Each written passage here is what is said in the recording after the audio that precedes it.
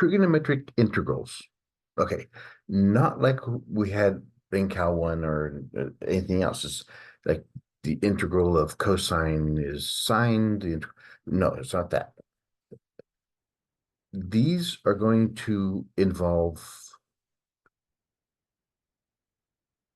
trigonometric functions that have higher powers and combinations of them. So what we're going to be using here, we'll be using algebraic combinations.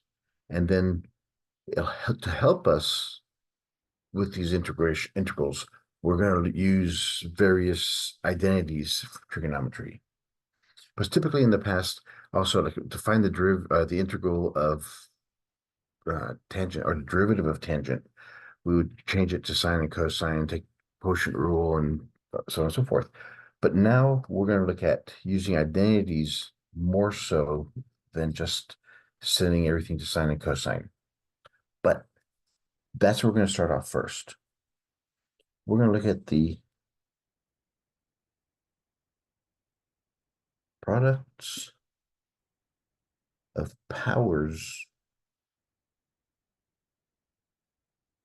of sine and cosine. What does that mean?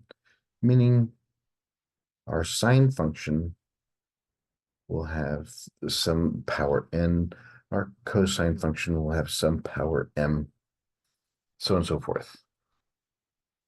All right. So it's no longer going to be just a straightforward multiplication, and we're going to have a bunch of these combination ones. On the first page of the notes I sent you all, gave you all, we're going to look at the integrals of, let's make that m and s in order. The integral of sine to the power m times cosine to the power n dx is dependent on the exponents of m and n, or cosine, the values of m and n. As it says, the first case we look at,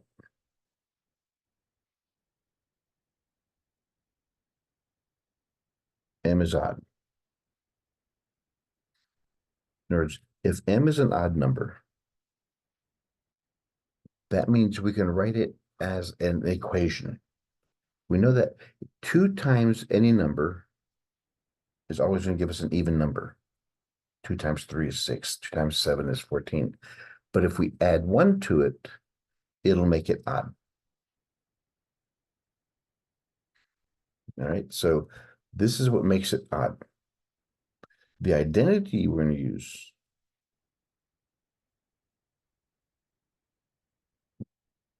which we're going to be using the trig identities, remember? Just c squared. So we have cosine squared plus sine squared equals 1. So we're going to let's look at for sine. Sine x equals 1 minus cosine squared x. So this is one of the basic ones we're going to start off with. Because if we look at our formula here, we can rewrite the sine of whatever power m.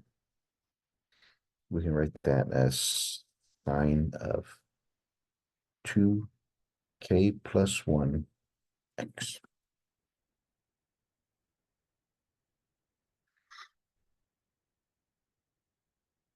Right, so now we look at the algebra rules of exponents.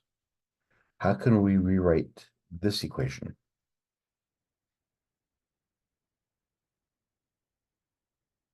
We know we have sine of 2k, and when we add it, that means, so here's a power 1. So when same bases, add the exponents.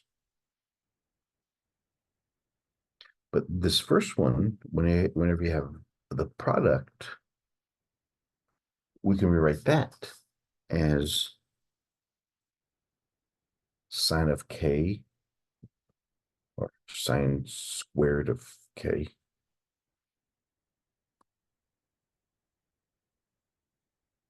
because this comes from the properties.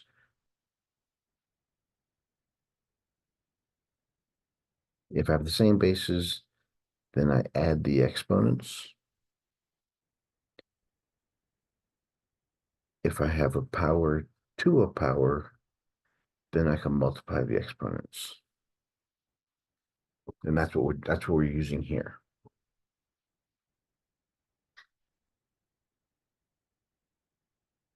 From our identity here, we can rewrite as sine squared as 1 minus cosine squared to the power k sine x.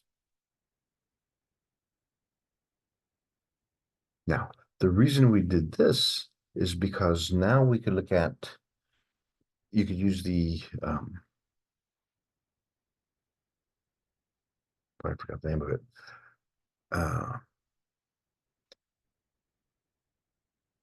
What we did last time? You can use the,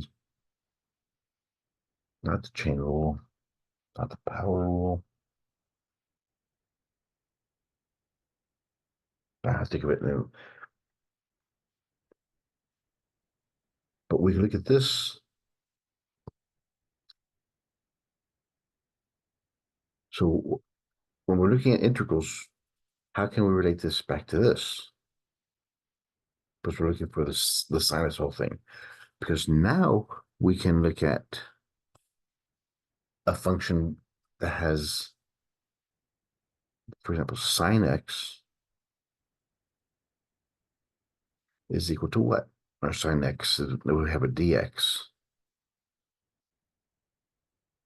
is equal to the integral of sine is negative cosine x dx.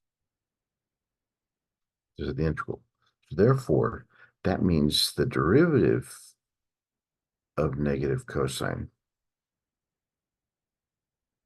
is negative sine.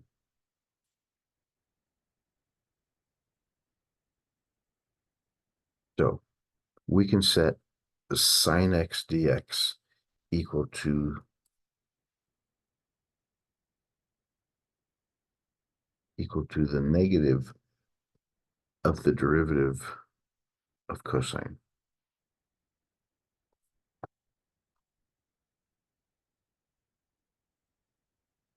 Means this, which is what we have here.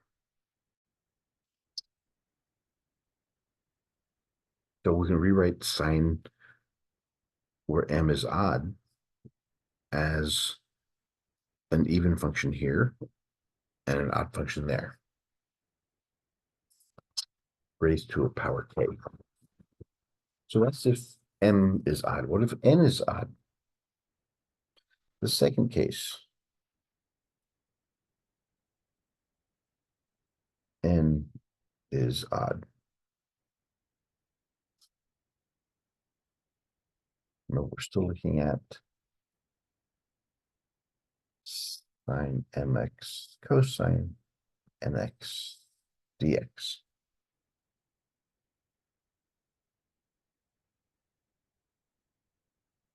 But now, instead of m, we're looking at n.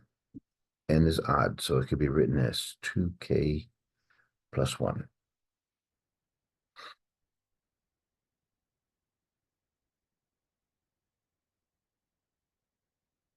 Plus the cosine squared of x.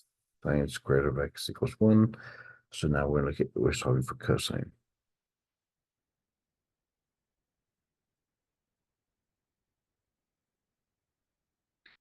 Now, since we're looking at n, this is one of the questions you probably have. Since we have looking at n being odd, that's an exponent of cosine. What we want to have here is we want to have one unit. So we can rewrite cosine as 1 minus sine squared. so that we have one equation here that the derivative of it will be the other one. All right, so what we have here is our cosine n of x. N can be written as cosine of 2k plus 1, which can be written as cosine of 2k times cosine of x. That's that plus 1. Then we have cosine squared of x to the power k. Now, because of this identity, we have 1 minus sine squared of x k cosine x.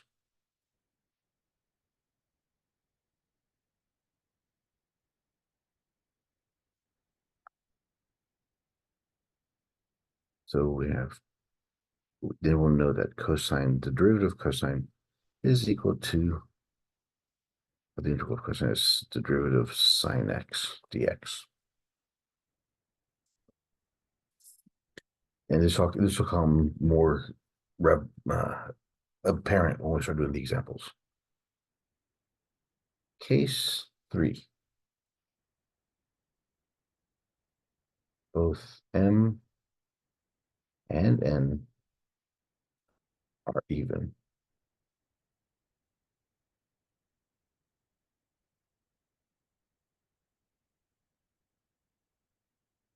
We're looking at this again.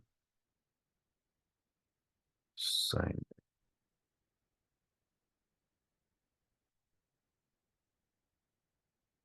Since they're both even, we can use the identity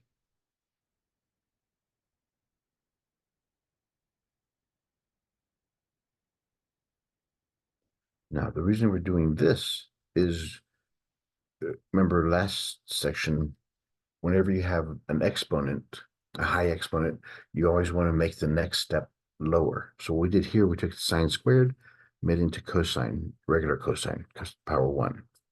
Oops.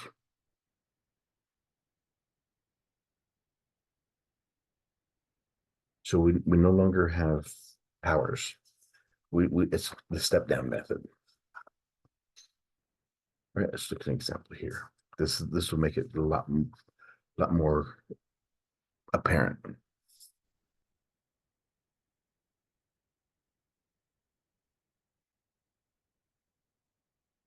We have sine cubed cosine squared dx.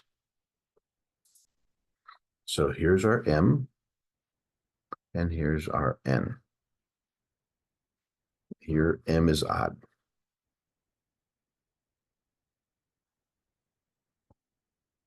So that means we're going to use case 1.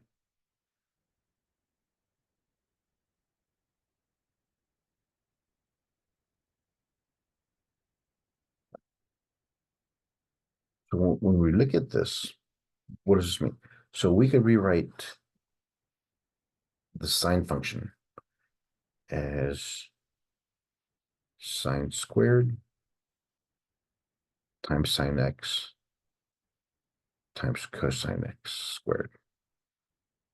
So that becomes that.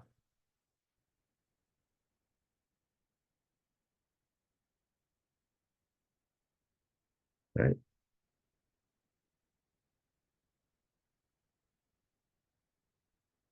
Combine the sine and cosine squares because we want to have, we want to have sine x dx.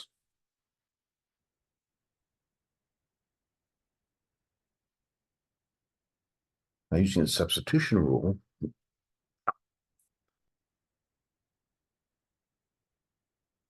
we have our m.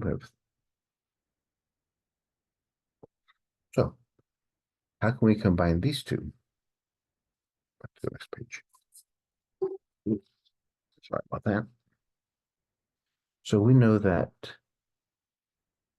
sine squared x cosine squared x. The identity of sine squared x is 1 minus cosine squared x.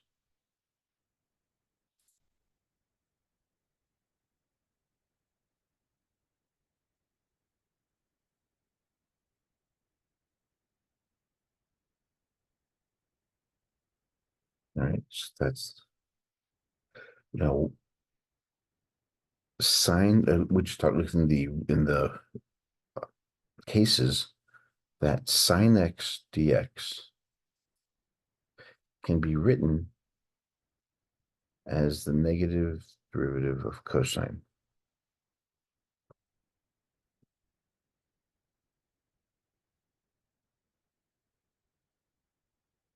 Now what we can define u as cosine x. Because here we'd have 1 minus u squared, and then this would be negative du.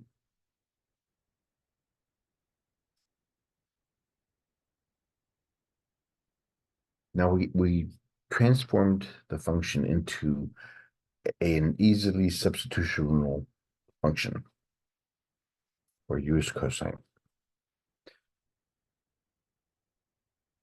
This negative goes out in front.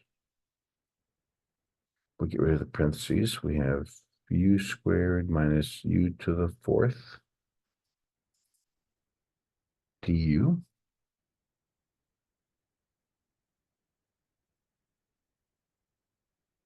Integral of u squared is u cubed over 3. The integral of u to the fourth is u fifth over 5.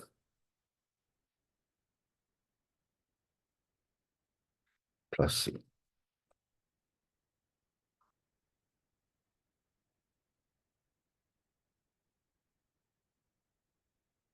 To read that negative sign, so we have, again, u is cosine, so we have cosine cubed x over 3 plus cosine 5x over 5 plus c. Now put it in decreasing order.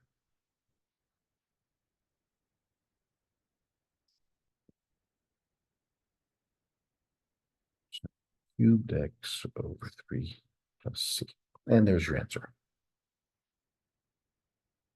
So you see, the cases brought us this. Sine dx is the negative derivative of cosine.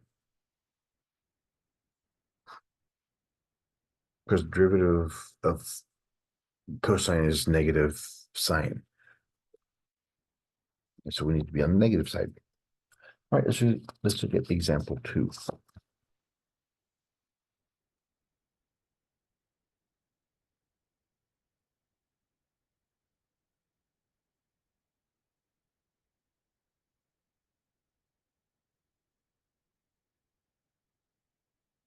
Cosine 5x dx.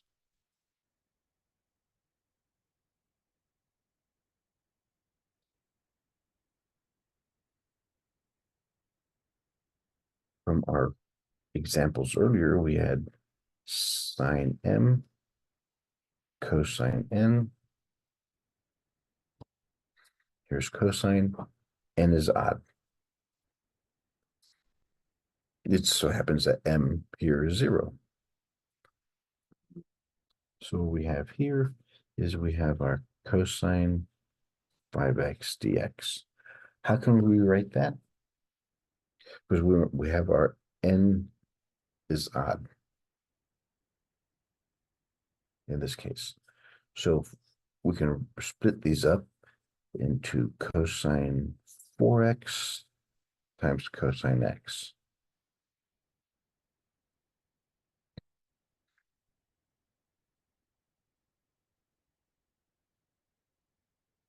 Because we have to have two parts, because when we do the integral, we have to look at each part separately. And this one here, we're missing one. It's actually a 1. So, but we still need two functions to use that case. The cases 1, 2, and 3. Now, cosine to the 4th.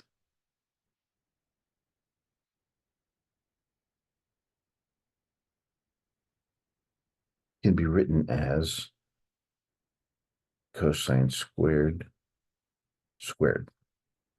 Because the power to the power is to the 4th. So it's cosine squared x squared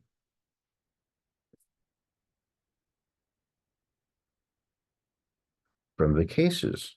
Since n is odd,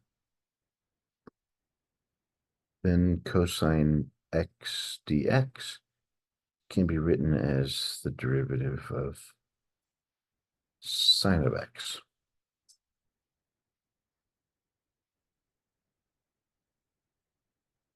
So cosine squared is 1 minus sine squared squared.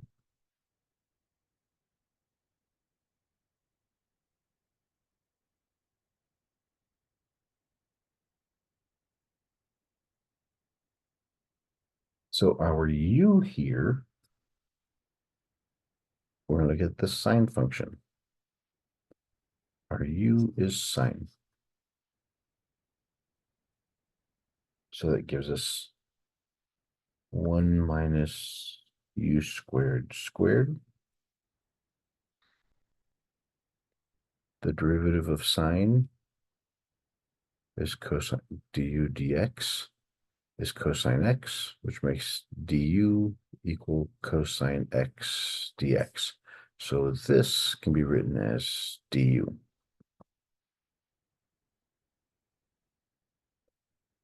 Again, algebraic manipulation. This is 1 minus u squared, 1 minus u squared du. So FOIL that. We get 1 minus u squared minus u squared plus u to the 4th.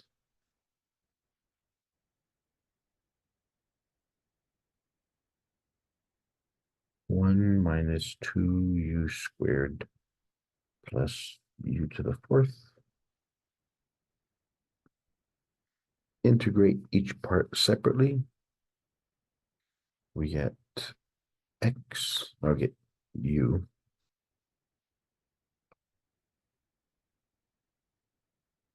This one is 2x 2u cubed over 3 u 5 over 5 plus c.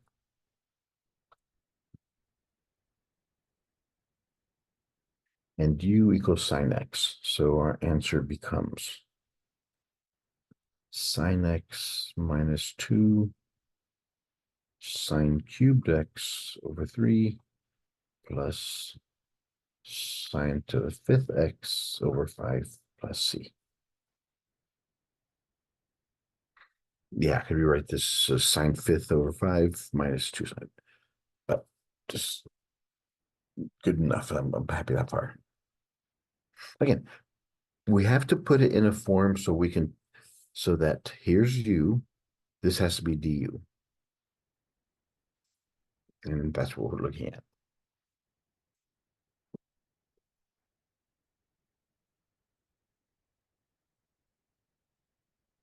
Example 3.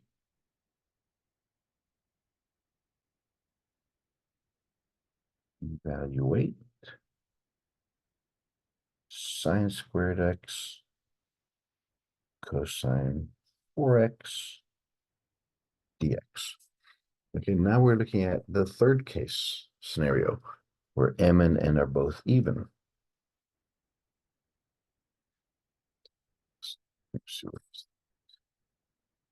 So if m and n are both even, we use these conversions.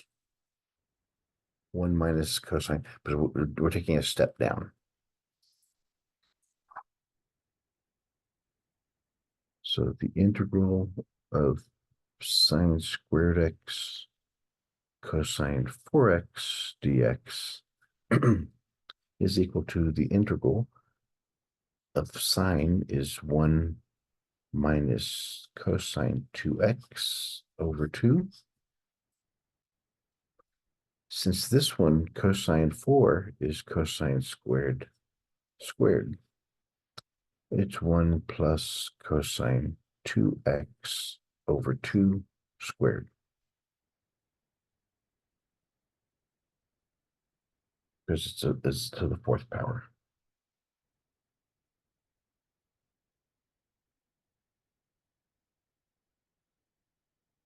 And so looking at this, we have 1 minus cosine 2x over 2,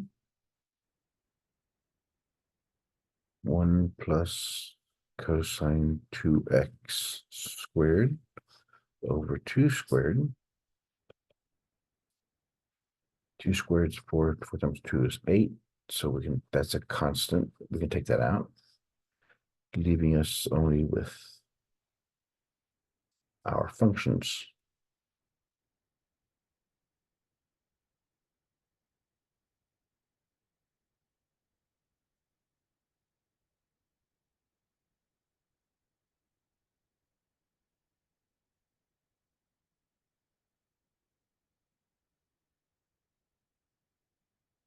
We first have to multiply that one out. So we have 1 minus cosine 2x. This one is 1 plus cosine 2x times 1 plus cosine 2x. 1 times 1 is 1 plus cosine 2x plus cosine 2x plus cosine squared 2x dx.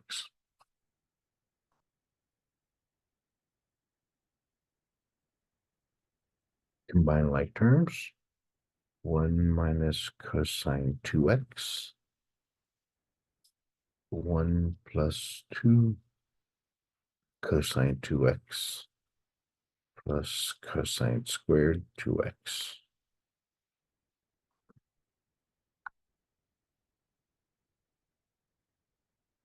Now we got to distribute these.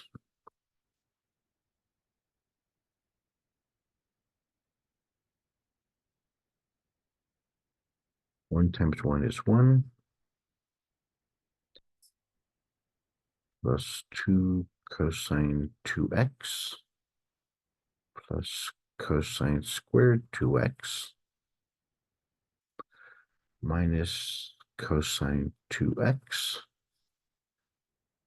minus 2 cosine squared 2x minus cosine cubed 2x dx. This is supposed to be a 2x.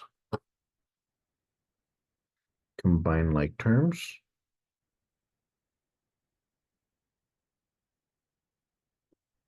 Okay, cosine 2x. We have 2 cosine 2x minus cosine 2x. That makes it plus cosine 2x.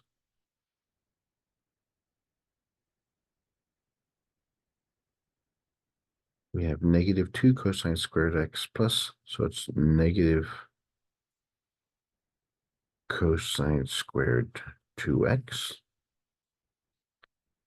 minus cosine cubed 2x dx.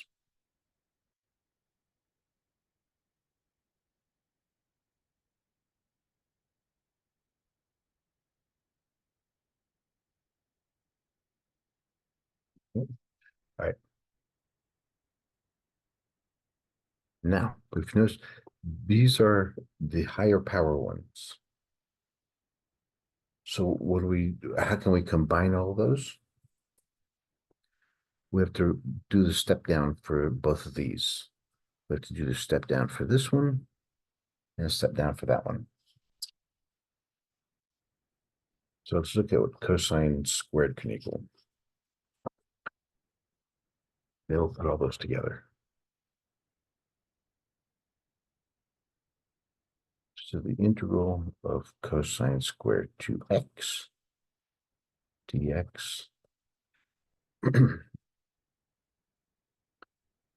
is this, because it's a double angle, is the same thing as the integral of 1 plus cosine 4x over 2.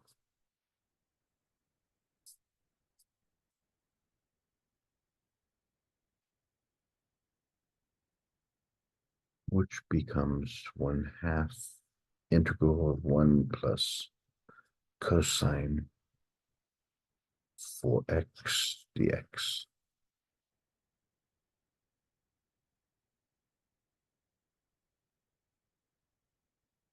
Integrate 1, I get x. Integral of cosine is sine 4x. And the integral of 4x, or the derivative of 4x is, but we have to have a du, so we need a 1/4, not 1/4, 1/2 out here. It's got to be a 4.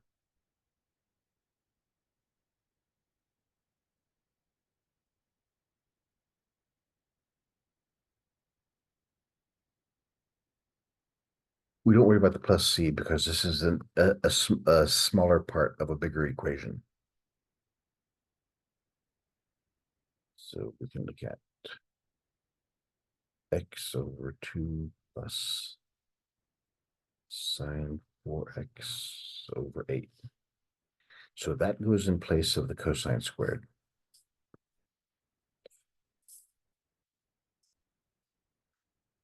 The integral of cosine cubed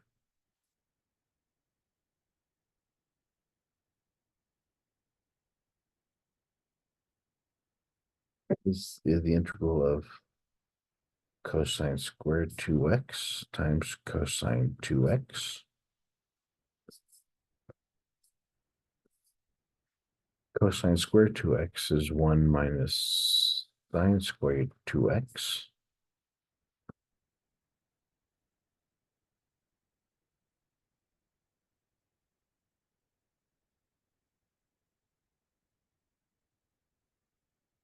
So by substitution, we'll set u as sine 2x. And du is 2 cosine 2x dx. So this becomes 1 minus u squared. I need a 1/2 du. Because I don't have that coefficient. I need to put a 2 there. So I got to divide it by 1/2 out in front. So 1/2.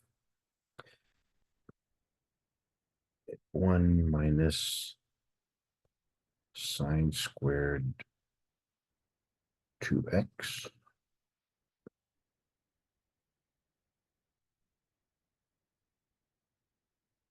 Actually, I just could have done it right here. The integral of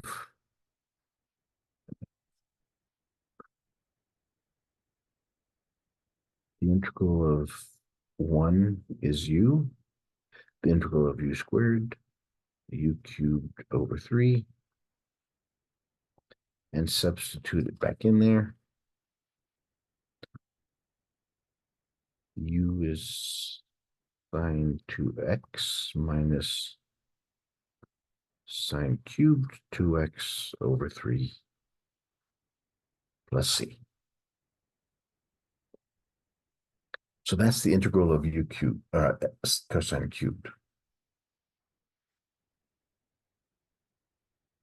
Well, we don't need a plus c. Done. Okay. So now we plug everything together. Yes, Why don't we need a plus C?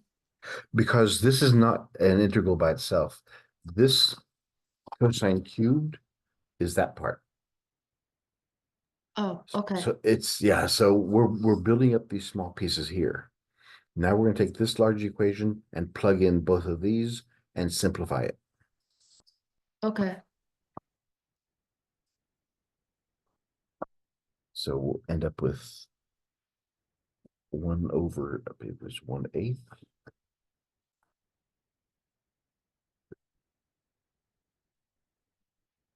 1/8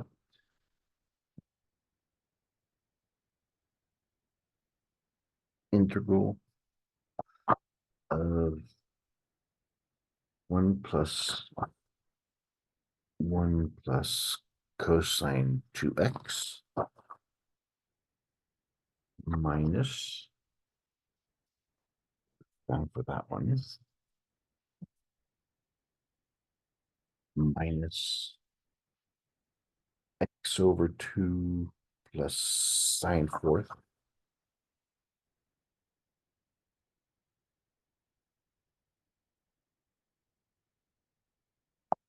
sine x over 8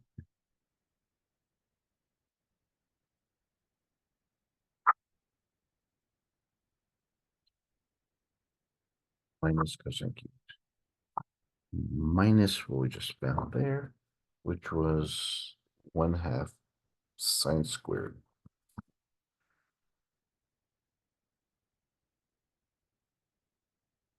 sine 2x minus sine cubed 2x over 3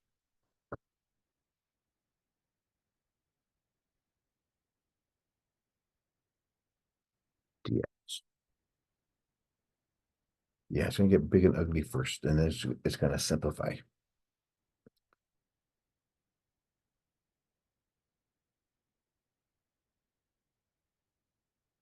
All right, so we have 1/8. Let's first simplify all this stuff. We have 1 plus cosine 2x minus x over 2 minus sine 4x over 8 minus sine 2x over 2 plus sine cubed 2x over 6. All that dx.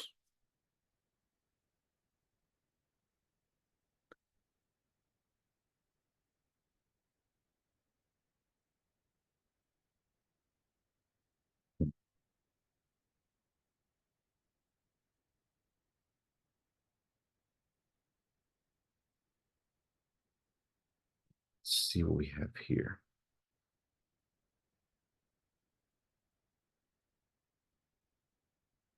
Well, let's do each of these separately. The integral of nothing can combine. Integral of 1 is x.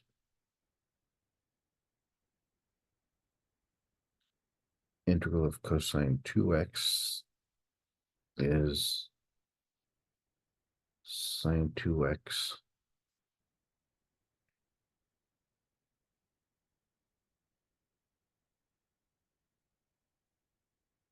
over 2, because we need to have a 2 in there. X squared over 4,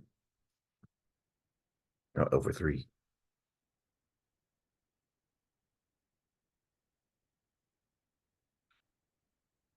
This is 1, so we have to add 1 there. So it's over 4, yeah. Minus the integral of sine to the 4th is negative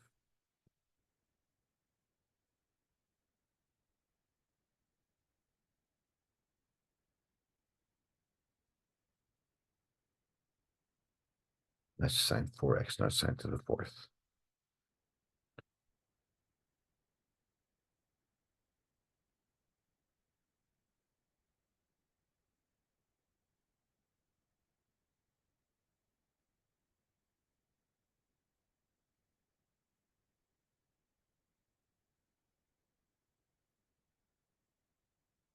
Four.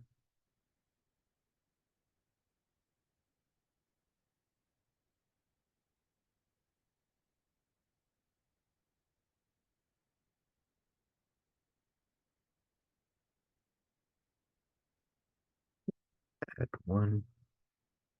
So it's sine to the fourth.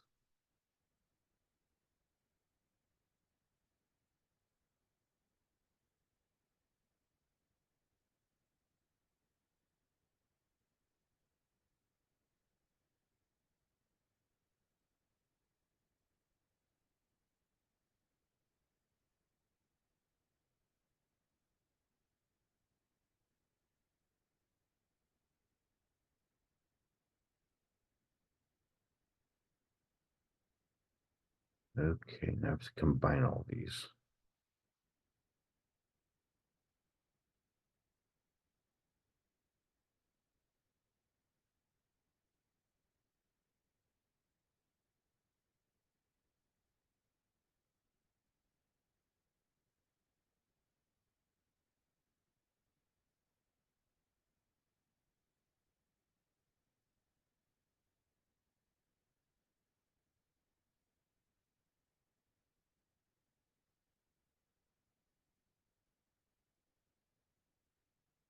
Cosine 4x.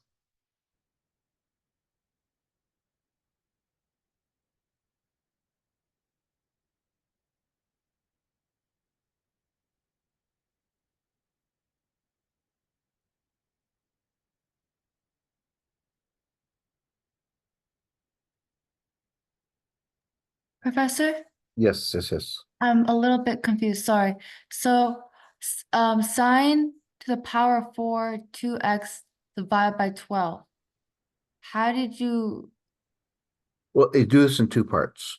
It's 1/6 sine, that should be 24. Okay, so when you integrate this, you have to add one to there, so you divide by 4, but we're missing a 2 because when we integrate this, we have to have a 2 out in front of it. And that's where it becomes 12. okay. So why is it then that all of the other ones don't add 1? Like sine, why isn't it sine squared 2x divided by 2 or They, something? they do. Just forgot to write them. Oh, okay. Good catch, good catch. Yes, because each one of these are one already. Yeah, add one to the exponents. Thank you. Thank you. Okay. Now, the reason that's going to help a lot is because now we can use the identity of sine squared plus cosine squared equals 1. So Okay. we could make everything into sines. So we could say that cosine squared is 1 minus sine squared. So it's x plus sine squared 2x over 2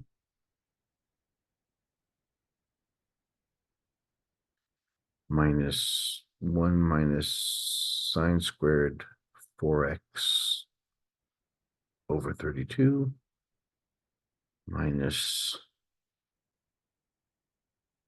1 minus sine squared 2x over 4 plus sine to the fourth 2x over 12.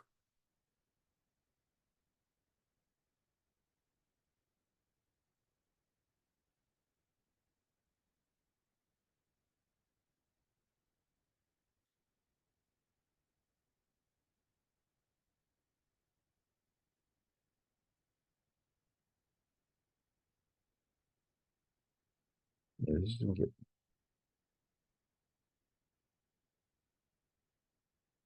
Now combining with to combine everything.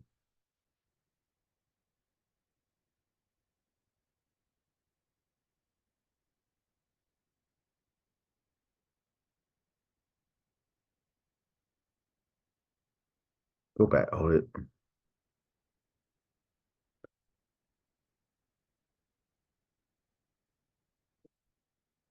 I feel like an idiot, man. Example. The integral of cosine 2x dx.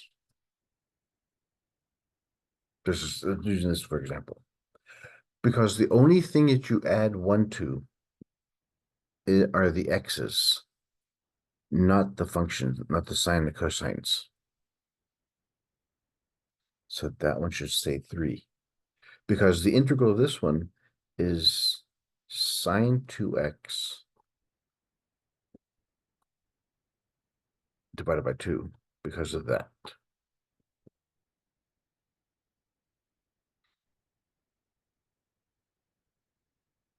So let me rewrite this. So let me erase what this starting from this part. Let's go back to where we substituted everything.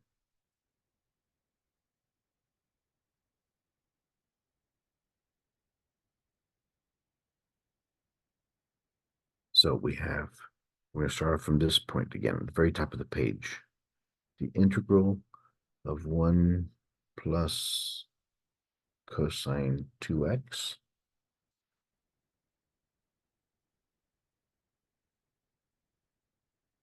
minus x over 2 plus sine 4x over 8 minus sine 2x over 2 plus sine cubed over 3.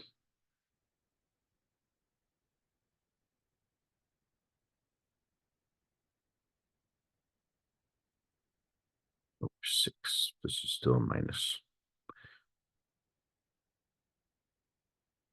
Okay. Let's do step by step again. Wait, Professor? Mm-hmm. So how is it a 6 and not a 3? Because I'm distributing this one Oh, inside there. okay, thank you. Okay, let's now 1 plus cosine 2x. Make sure each of these parts are correct. X over 2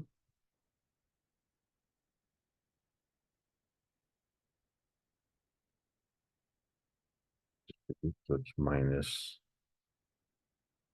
sine 4x over 8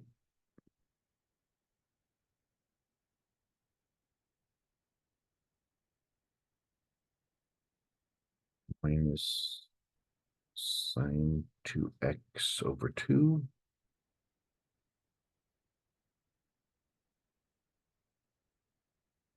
plus sine cubed 2x over 6. Okay, that looks good so far.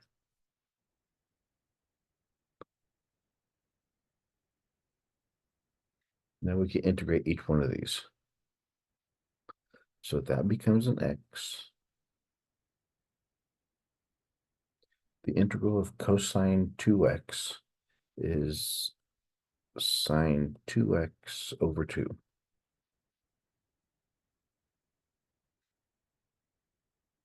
This has a power 1, so it becomes an x squared. So we have to put a 2 on the bottom. 2 times 2 is 4. The integral of sine x is negative sine x. So that's going to be positive cosine 4x over 4.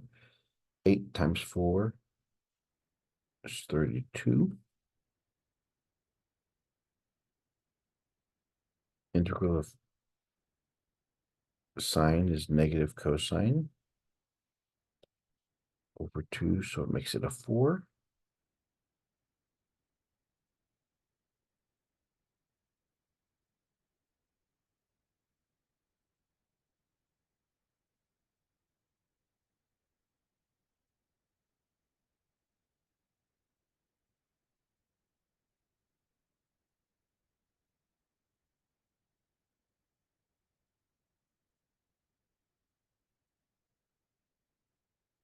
Cosine cubed 2x over 12.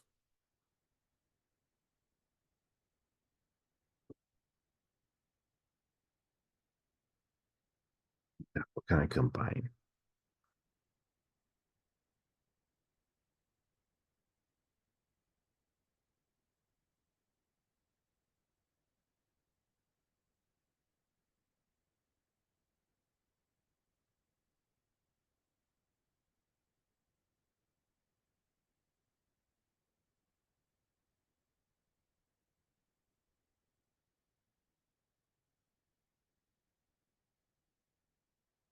So we have to get everything into the same terms, either x or sine.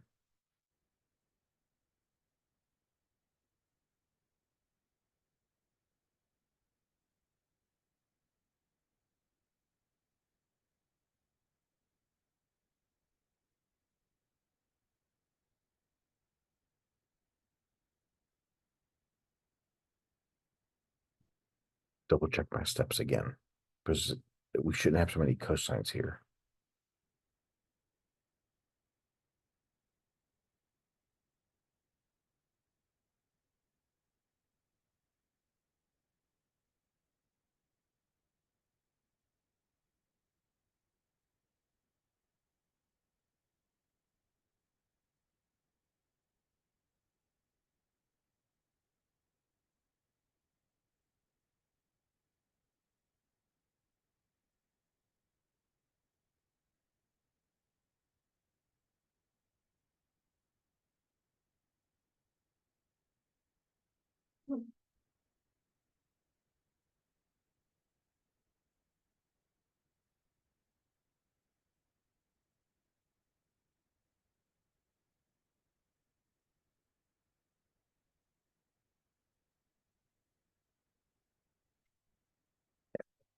I see where I made a mistake at.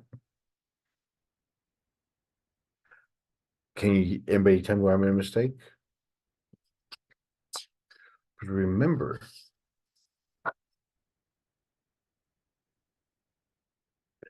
by the way, is this page. Remember this equation here.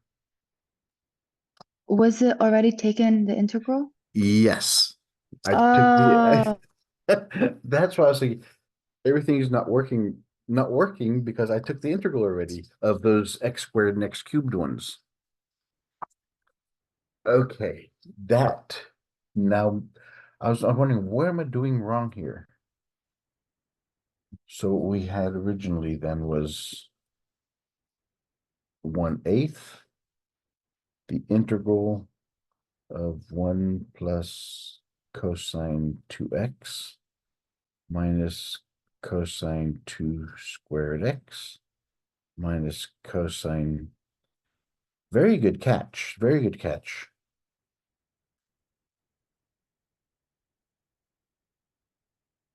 Because we could take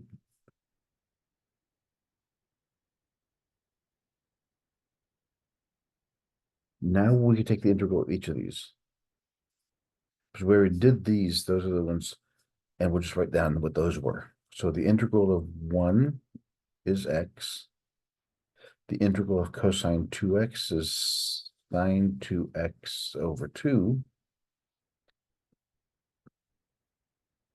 Now, this one was 1/2 x plus 1/4 sine 4x. minus the 1/2 sine 2x minus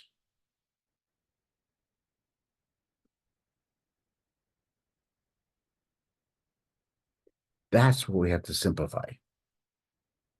So 1/2, or 1/8 x plus sine 2x minus x over 2 minus sine 4x over 8 minus sine 2x over 2 plus sine 3 2x over 6.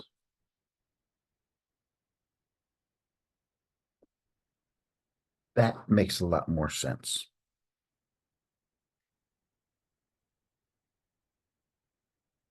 The sine 2x cancels the sine 2x. X minus x over 2, so this is 2x over 2. So we get positive x over 2.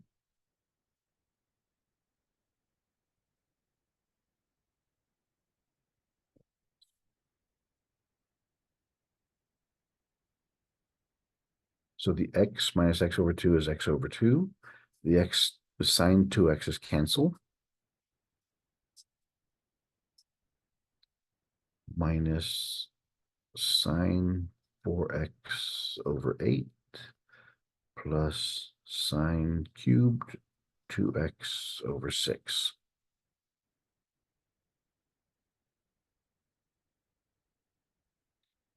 X over 16 sine 4x over 64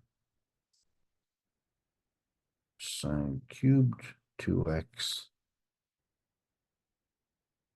over 48 plus C. Now I'm so sorry. I just wasted all our time going in the wrong.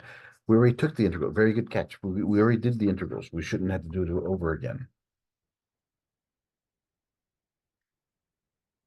This is the answer.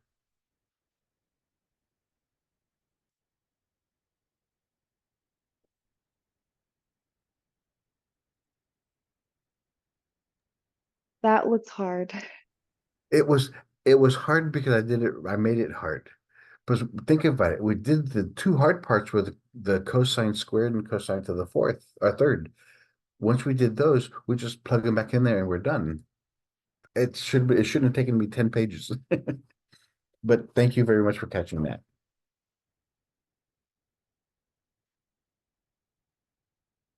Okay, now we're looking at another one. Eliminating square roots or radicals.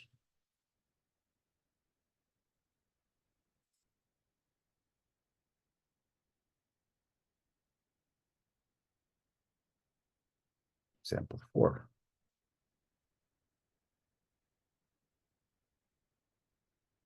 Now, to eliminate square roots, we're going to use this identity. Cosine squared of x is equal to 1 plus cosine 2x over 2.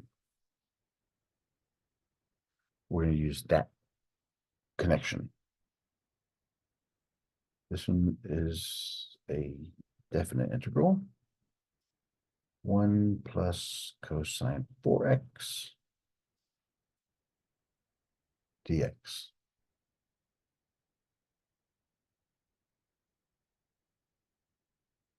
Using this identity in this example,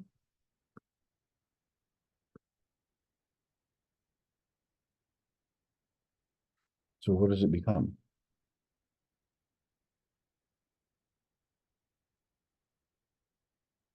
So if we have this, we have 2 cosine squared x is equal to 1 plus cosine 2x.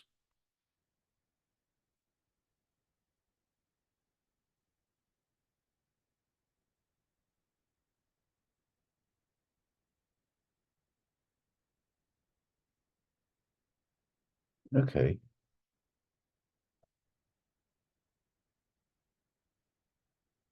Use substitution.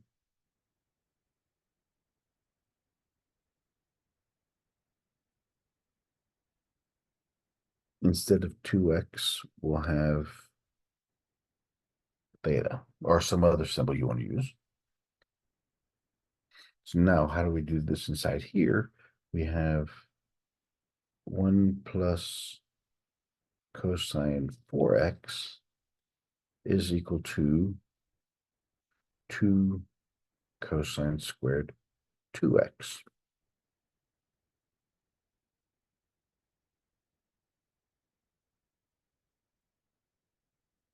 Yeah. So what's happening here is if we had 1 plus cosine, if theta is 2x, then we have 2 theta.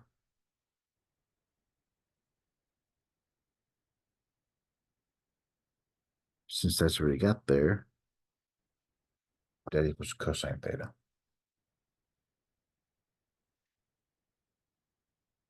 All right, so what we have here now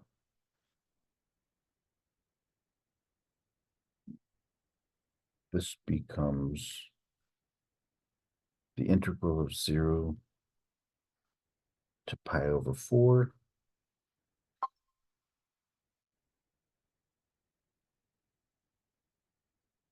I use this identity. Instead of 1 plus 4 cosine, no, 1 plus cosine 4x, I use this one.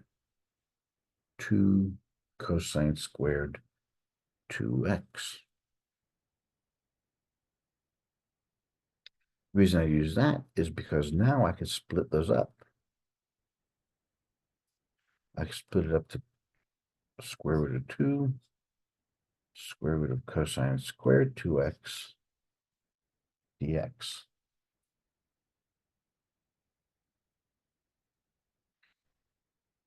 This is a constant, so it can come out in front.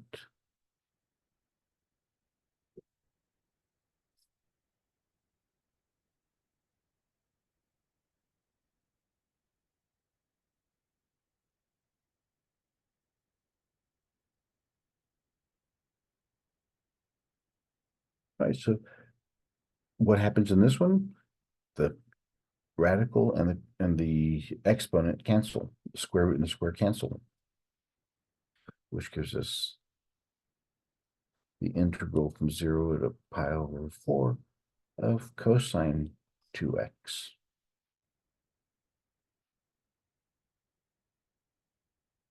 The integral of cosine is sine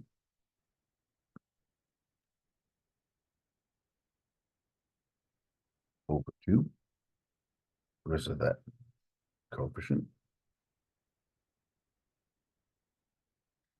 From 0, so we have the square root of 2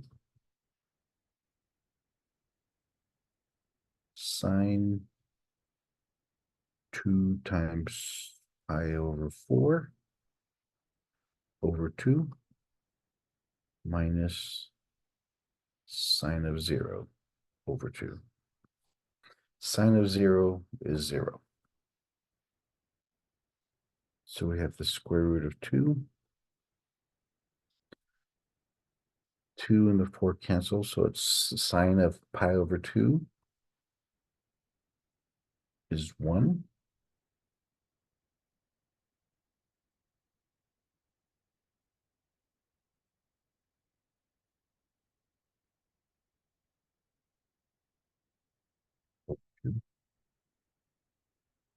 So the answer becomes square root of 2 over 2. That's how they're supposed to be.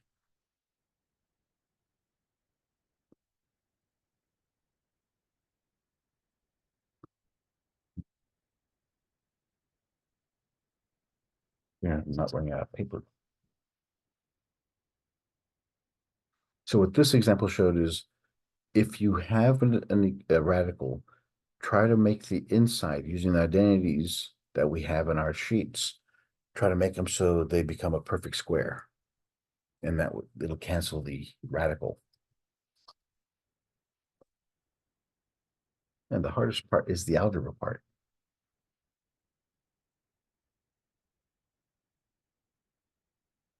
Powers of tangent x and secant x.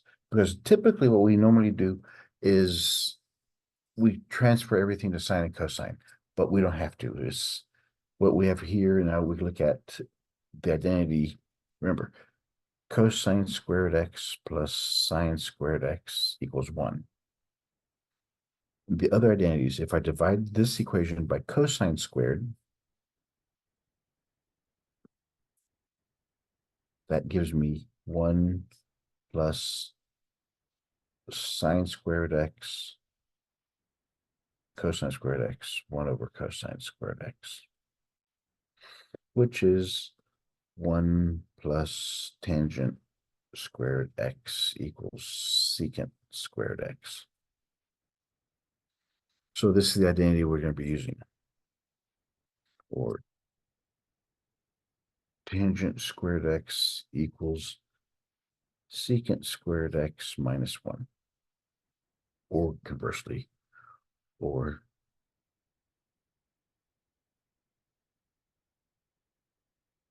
whatever one will work for us.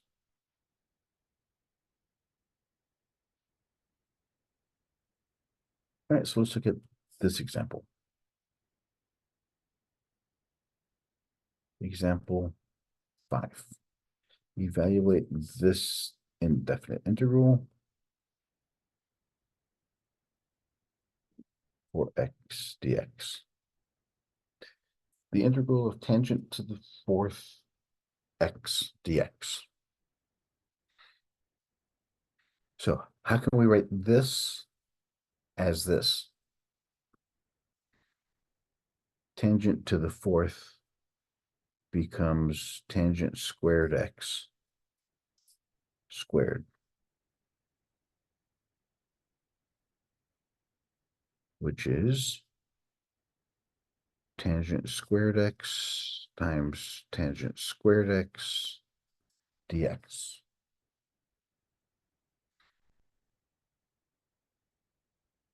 Tangent squared x is secant squared x minus 1.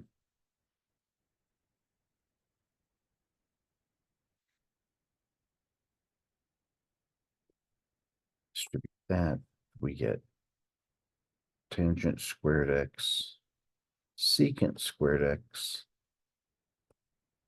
minus tangent squared x.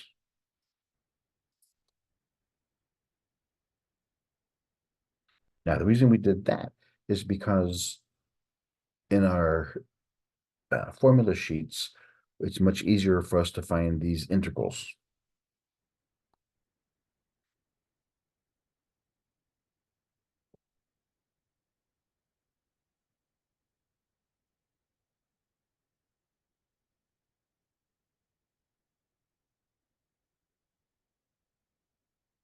Actually, why did I do that?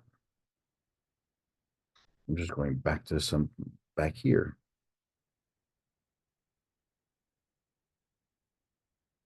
It's much easier if I just leave it like this.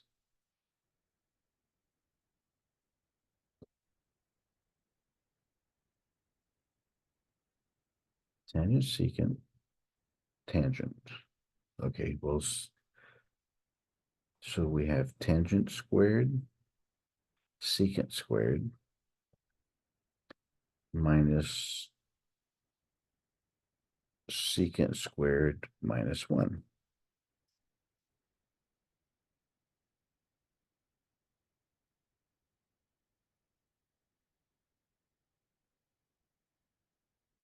Squared x minus secant squared x plus 1 dx.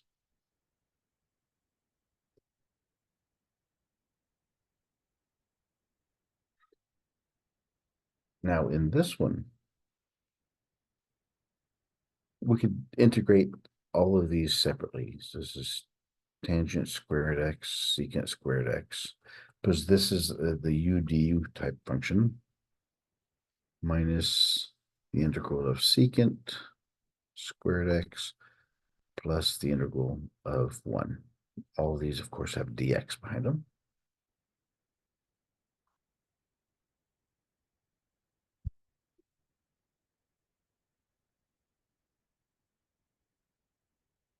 If we set u as tangent,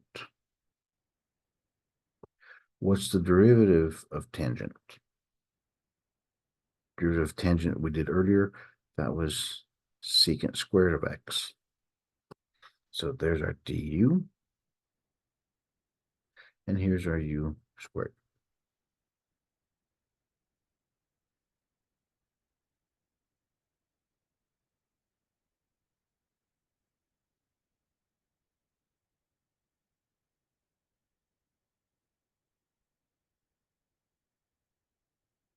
Right, so we have that.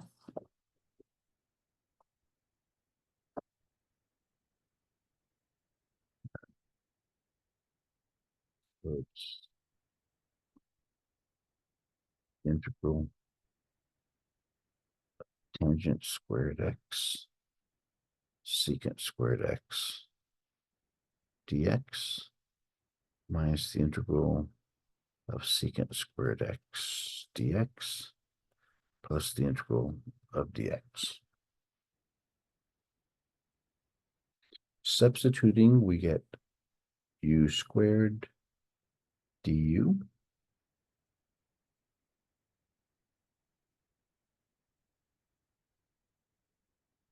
the integral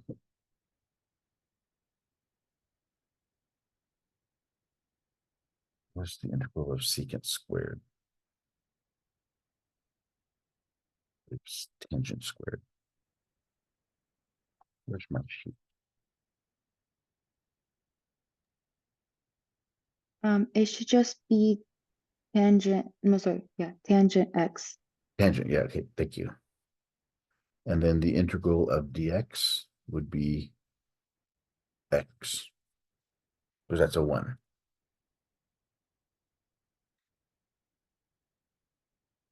So the integral of u squared du would be u cubed over 3 minus tangent x plus c. Substituting u as being tangent cubed x over 3 minus tangent x plus c.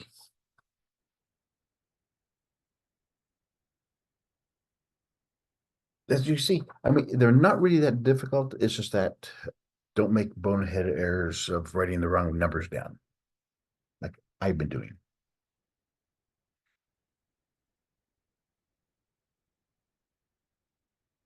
Ooh, I'm right off paper. Okay, so we'll do a couple more examples.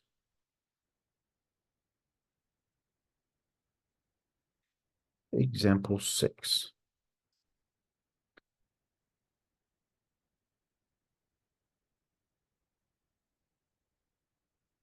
Actually, I'm kind of glad I'm making these mistakes because, well, first off, it's I started off this morning at 3 o'clock in my first class, but it's showing you if you make a mistake, if you think you made a mistake, go back and retrace your steps to see if you did or didn't make a mistake. All right, now for this one,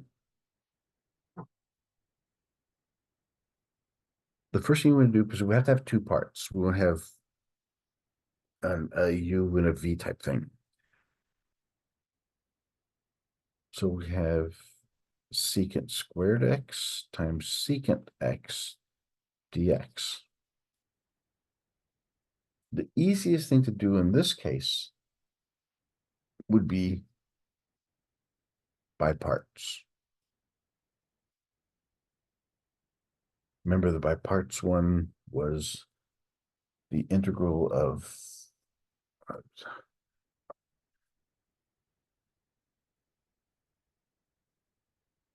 integral of the dv equals uv minus the integral of v du. So what that means is we have to label uv, du, and dv.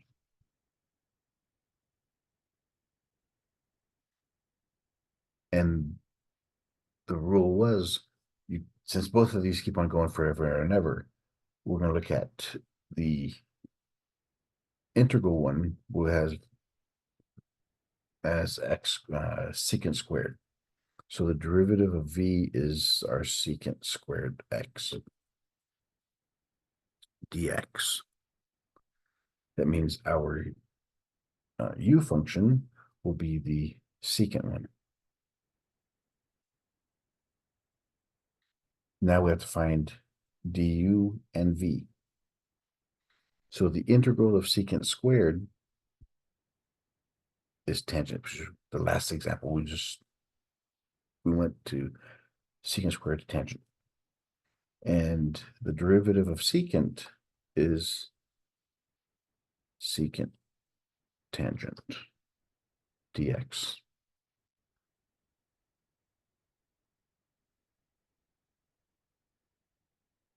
So secant x, secant squared of x dx is equal to uv. So it's secant x tangent x minus the integral of v du. So it's tangent secant x tangent x dx,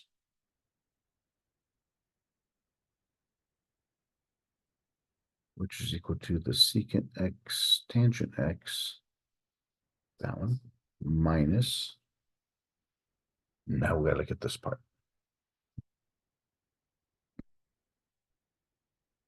This goes secant tangent squared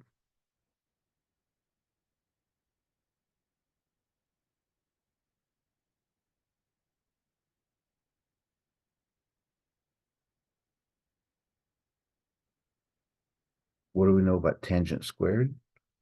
The identity tangent squared is equal to secant squared minus 1.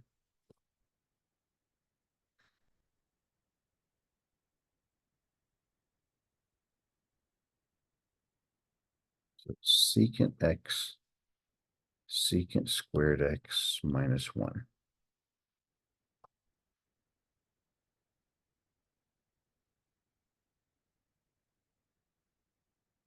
Okay.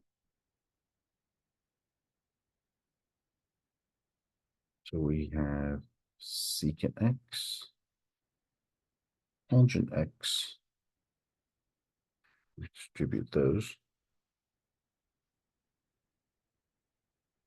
Integral of secant cubed x dx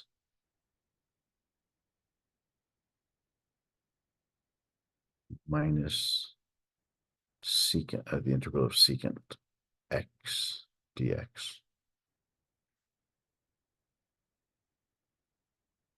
It's negative, change that to a plus.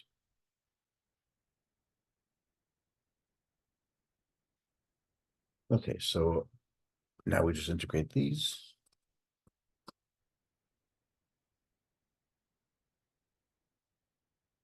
Secant tangent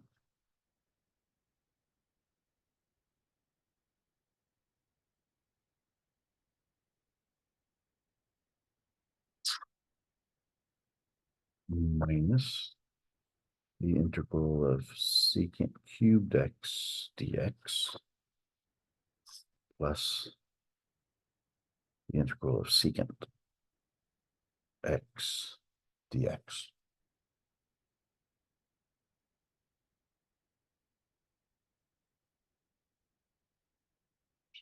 X, tangent X.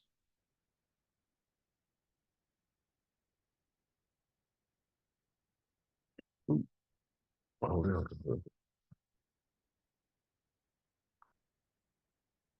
This is all equal to the secant cubed X tangent X.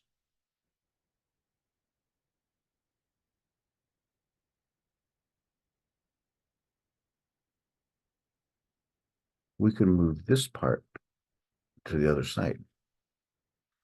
So that'll give us 2 secant cubed X dx equals secant X tangent X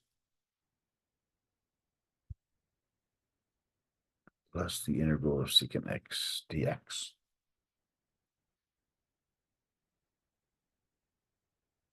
So divide by 2. So our secant cubed X dx is equal to secant X tangent X over 2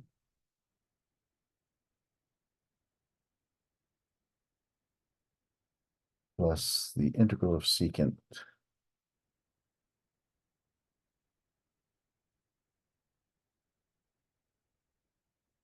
is the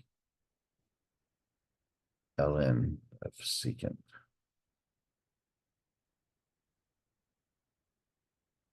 tangent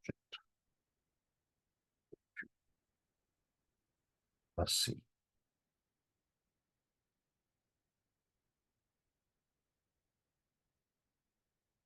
Oh, that's not a fun one.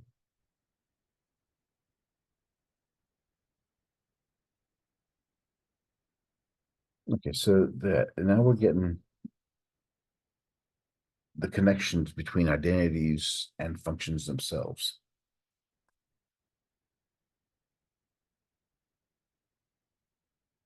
Example 7. The integral of tangent to the 4th and secant to the 4th. Remember our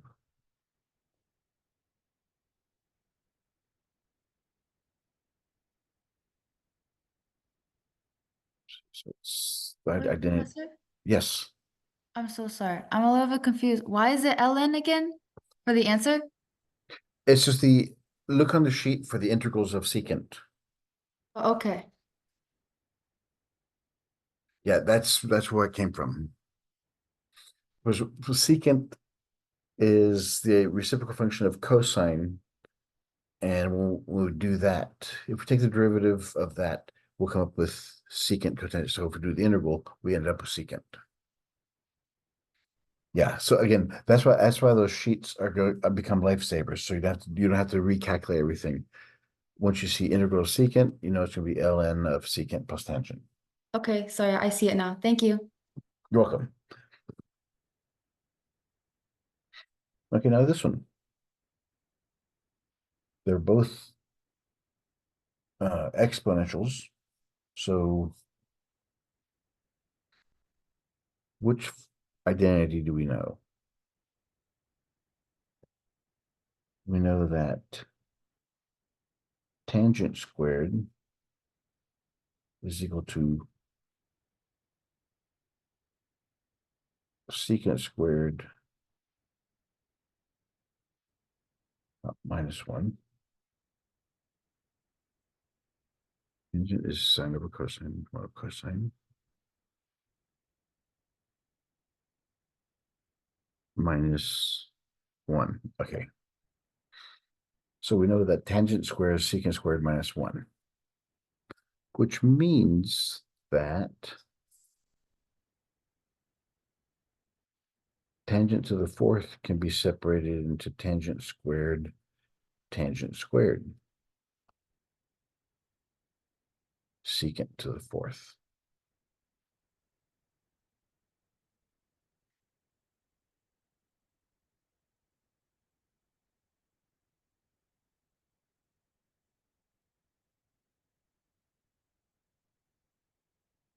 Well, we can say that secant squared x is equal to tangent squared x plus 1.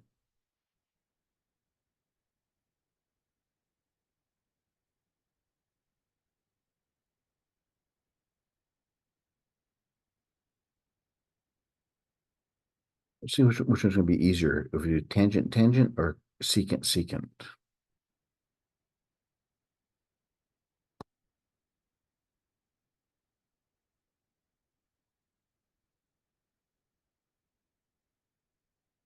This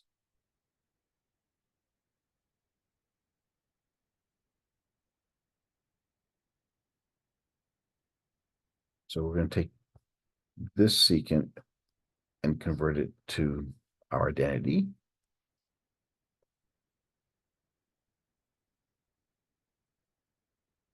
Secant squared makes it tangent squared plus 1.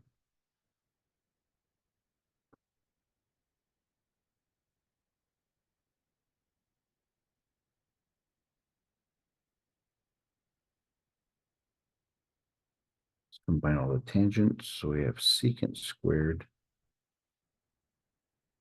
tangent for 6x plus tangent 4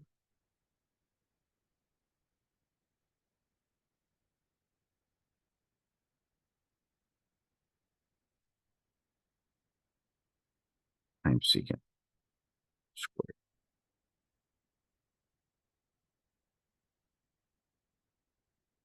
So tangent to the fourth times secant squared.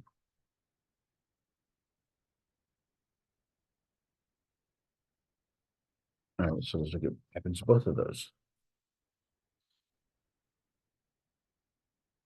We get secant squared x tangent to the fourth x plus secant squared x tangent to the 6x dx. Just put them up, two separate ones.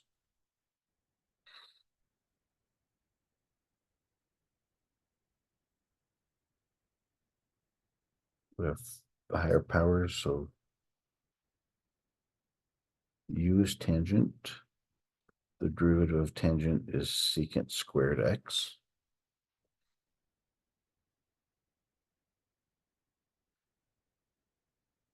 So we have u to the fourth du plus u to the sixth du. There's du. Integral of u to the fourth is u5 over 5. u7 over 7 plus c, which becomes tangent to the fifth over 5 plus tangent to the seventh over 7 plus c.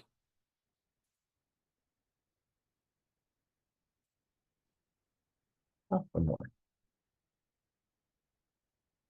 Yeah, so would it have been as simple if we did the other way, is if instead of separating the secant to secant squared, we'd have tangent squared, which would have made it 1 minus secant squared, 1 minus, so yeah, it's the choice of identities. It'll be give you the same answer, but one of them may take a little bit longer to do.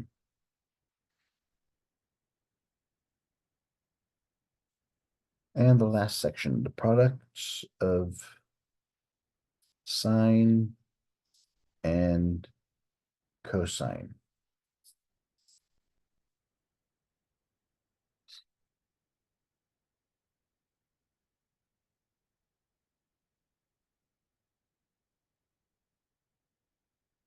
So we're going to look at stuff like this.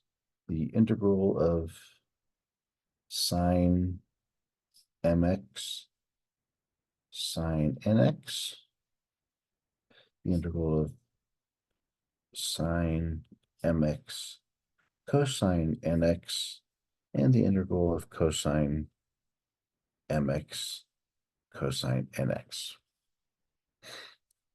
These are all different possibilities where the leading coefficient, the coefficients of the angle are any real numbers. Identities. So sine mx times sine nx can be rewritten as this identity.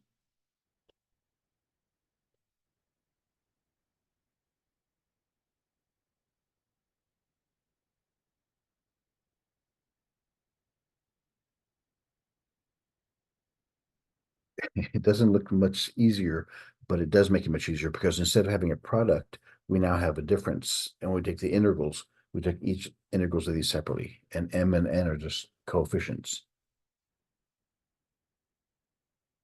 Sine of mx times cosine of nx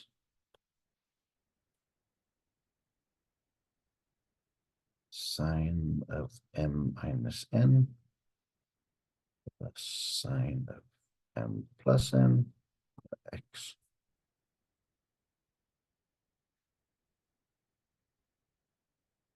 And cosine mx cosine nx will now give you the cosines with a plus sign between there.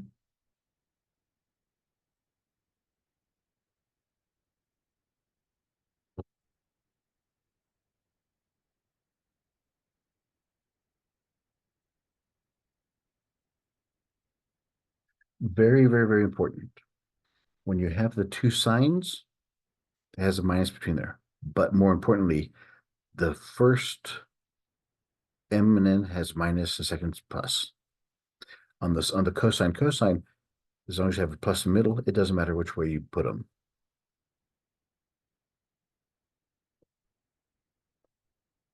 Because if you write them the wrong way, then you're hosed.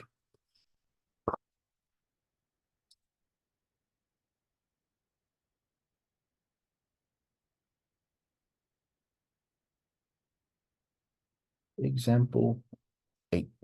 We have the integral of sine 3x cosine 5x dx. All right, this is just a straight plug and play one, apparently. So we have sine of 3x cosine of 5x dx. So that equals the integral of 1/2 sine of 3 minus 5x plus the sine of 3 plus 5x dx.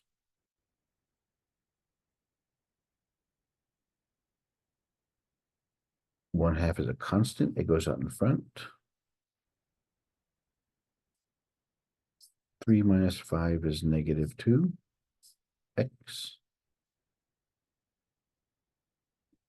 3 plus 5 is 8x dx.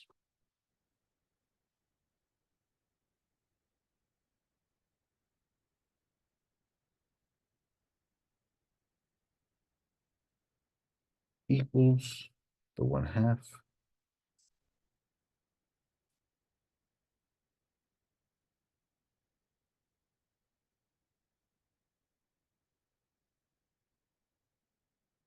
integral of negative sine 2x dx plus the integral, that's what is that? Oh, yeah. Sine 8x dx.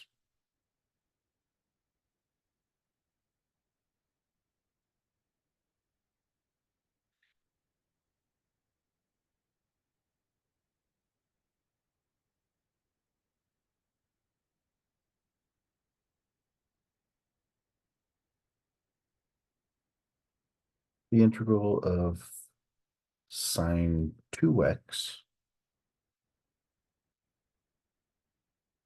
is of negative sine 2x, I should say. I shouldn't move that out. The integral of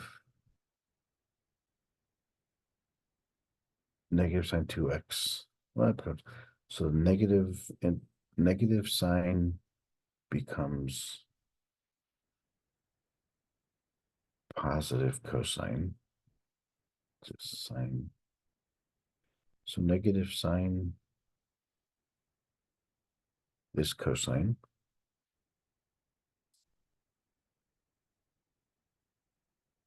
Two x 2.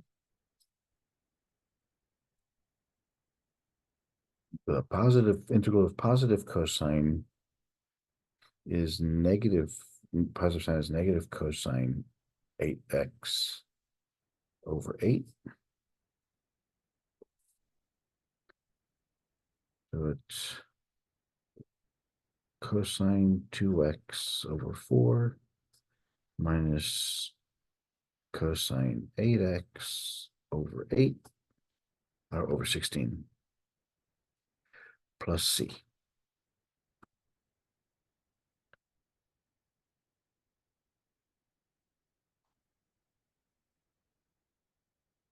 And there you have it.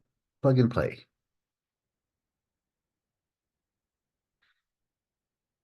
All right. I hope I didn't confuse you all too much. That first one, I had just a lot of brain dead cells working on there.